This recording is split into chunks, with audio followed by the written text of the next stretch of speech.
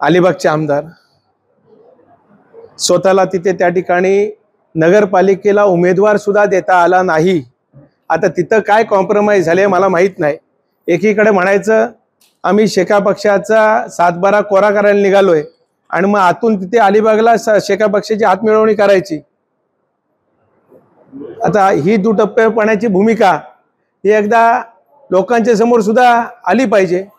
रोहा बदलतोय म्हणण्यापेक्षा आधी अलिबागकडे त्यांनी जरा लक्ष दिलं असतं तर बरं वाटलं असतं।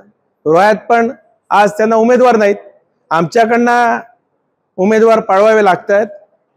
2:55 राष्ट्रवादी काँग्रेस पक्ष कोणाला उमेदवारी देतंय हे वाट बघत थांबलेली ही मंडळी आहेत।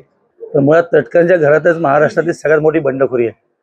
आतापर्यंत आपण बघितलं की अनेक वेळा बंडखोरीतनं पक्ष अदलाबदल केलेले ते एकंदर कुटुंब आहे आणि त्यांच्या मुलांनी असं बालिश वक्तव्य करणं हे शिकाय शोभनीय नाही आहे। अलिबागची निवडणूक ही वेगळ्या धाटणीची निश्चित आहे। आपण ती शीट भारतीय जनता पार्टीला सोडली। ज्या जिल्ह्यामधल्या नगरपालिकेच्या नगरपंचायत निवडणूक आहेत तिथं नगरपालिकेच्या संदर्भातले सीट शेअरिंग झालेले आहे आणि तर त्या पक्षाचे ते लढत आहेत। त्यामुळे आम्ही खाली 5 सीट तर नक्की लढतो।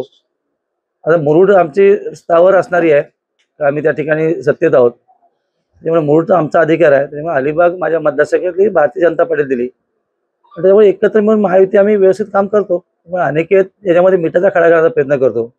खरं म्हणजे हा प्रश्न त्याच्या वडिलांना विचारला पाहिजे की पेनमध्ये काय झालं, श्रीवर्धनमध्ये काय झालं, तळ्यामध्ये काय झालं, माणगावमध्ये काय झालं, रोह्यामध्ये काय झालं।